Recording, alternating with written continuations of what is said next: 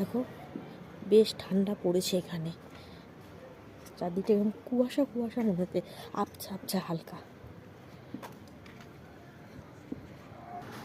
রাস্তার দিকে চৌপাশটা একদম দেখা যাচ্ছে না, এত কুয়াশা। দেখো আজকে বেশ ঠান্ডা রয়েছে কিন্তু এখানে, যত থেকে ঠান্ডা গাড়ি আসছে, বেশ ঠান্ডা আছে আজকে।